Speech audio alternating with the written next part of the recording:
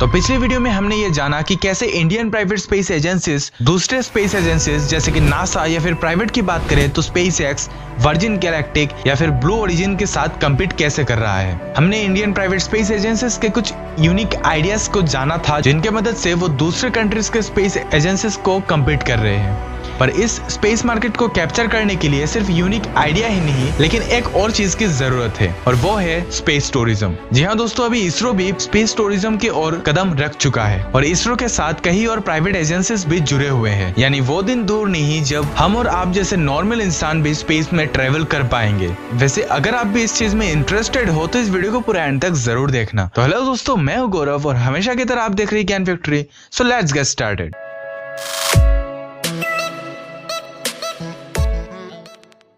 आपको शायद याद होगा पिछले साल जेफ बेजोस ने अपने ही स्पेस एजेंसी ब्लू ओरिजिन के स्पेसक्राफ्ट से स्पेस में ट्रेवल करके आए और इसी के साथ वर्जिन गैलेक्टिक के ओनर रिचर्ड चार्ल्स भी अपने ही स्पेसक्राफ्ट से ट्रेवल करके आए और उनका ये करने का रीजन था स्पेस टूरिज्म को प्रमोट करना। लेकिन जहाँ पे दूसरे एजेंसीज ऐसे कर रहे हैं, ऐसे में हमारे इलोन भैया बैठे थोड़ी रहेंगे, वो भी इस रेस में उतर चुके हैं अपने स्पेसक्राफ्ट ड्रैगन को लेकर। तो ऐसे में इन स्पेस एजेंसीज के साथ कम्पीट करने के लिए इंडिया क्या कर रहा है। आपको गगनयान मिशन के बारे में शायद पता ही होगा, अगर नहीं पता तो मैं बता देता हूँ। यह इंडिया का सबसे पहला ह्यूमन स्पेस मिशन होगा और वो भी इंडिया पूरा अकेला करेगा। नॉर्मली अगर इंडिया कोई मिशन करवाता है तो वो दूसरे कंट्रीज के स्पेस एजेंसीज का हेल्प लेता था, लेकिन इसरो के लिए गगनयान अब तक का सबसे इम्पोर्टेंट और सबसे बड़ा प्रोजेक्ट होगा और वही प्रोजेक्ट इंडिया अकेला करेगा। यह बेसिकली एक क्रूड मिशन होगा जिसमें 3 एस्ट्रोनॉट 7 दिन तक इस धरती का चक्कर लगाएंगे। ये इंडिया के लिए स्पेस टूरिज्म की ओर पहला कदम होगा। इस मिशन से हमें ये पता चलेगा कि नॉर्मल इंसानों को भेजने के लिए क्या क्या इम्प्रूवमेंट की जरूरत होगा और उस हिसाब से हम मिशन को आगे बढ़ा सकेंगे। लेकिन स्पेस टूरिज्म के लिए सबसे इंपॉर्टेंट है रीयूजेबल रॉकेट्स, जो फिलहाल बेलेट्रिक्स एरोस्पेस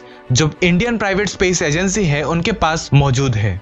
पर अभी इसरो भी रीयूजेबल रॉकेट के ऊपर काम कर रहा है, वो भी इंडियन प्राइवेट एजेंसीज के साथ मिलकर। यानी अभी भी इसके ऊपर काम होना बाकी है। लेकिन इंडिया के पास एक ऐसा चीज है जो दूसरे किसी भी कंट्री के स्पेस ऑर्गेनाइजेशन के पास नहीं होगा, वो है economic friendly launches. Indian space agencies दुनिया भर में इसी चीज के लिए जाने जाते हैं। आपको मंगलयान मिशन तो याद ही होगा, इसमें पर किलोमीटर से 7 रुपए खर्च हुए थे और अगर यही चीज हम इस फील्ड में भी यूज कर सके तो हम स्पेस मार्केट को इजीली कैप्चर कर पाएंगे। फिलहाल ब्लू ओरिजिन इस मार्केट का किंग है। उनके एक टिकट का रेंज $28 मिलियन तक जाता है और ब्लू ओरिजिन ने पिछले लॉन्च के लिए पर पर्सन लगभग 1 करोड़ 22 लाख रुपए चार्ज किए थे। और सिर्फ ब्लू ओरिजिन ही नहीं, स्पेसएक्स और वर्जिन गैलेक्टिक भी करोड़ों रुपए चार्ज करते हैं। तो ऐसे में अगर इंडिया ने लो बजट में अपने आप को स्टेबल कर लिया तो इंटरनेशनल स्पेस मार्केट को भी आराम से कैप्चर कर पाएंगे। लेकिन इसके लिए सबसे जरूरी है इसरो के साथ सारे प्राइवेट एजेंसीज को जुड़ जाना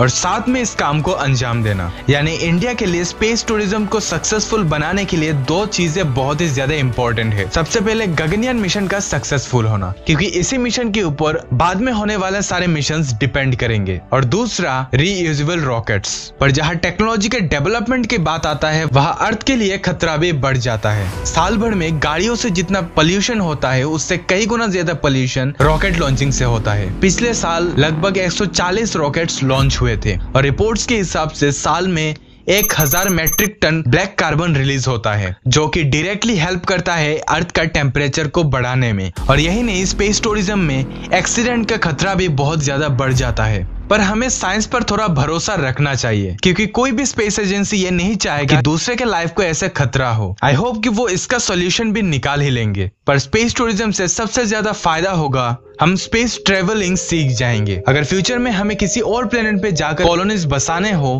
तो हम तब किसी स्पेशल ट्रेनिंग में टाइम वेस्ट ना करके दूसरे प्लेनेट पर शिफ्ट हो सकते हैं, क्योंकि स्पेस टूरिज्म की वजह से हमें स्पेस ट्रेवलिंग का आदत लग जाएगा। और अगर इंडिया में स्पेस टूरिज्म शुरू हो गया तो ना ही सिर्फ स्पेस मार्केट में बल्कि इंडिया में कई और चीजों में हमें डेवलपमेंट देखने को मिलेगा, क्योंकि तब ना ही सिर्फ इंडिया से लोग स्पेस ट्रेवल करने जाएंगे बल्कि अगर इंडिया में लो बजट में स्पेस टूरिज्म शुरू कर लिया तो दूसरे कंट्रीज से भी लोग यहाँ पे आएंगे सिर्फ स्पेस ट्रेवल करने के लिए, जिससे हमें दूसरे सेक्टर्स में भी डेवलपमेंट देखने को मिलेगा। वैसे दोस्तों, क्या आप भी एक्साइटेड हो स्पेस में ट्रेवल करने के लिए? अगर हाँ तो कमेंट में जरूर बताना और ऐसे इंटरेस्टिंग वीडियोस देखने के लिए मेरे चैनल को अभी सब्सक्राइब कीजिए।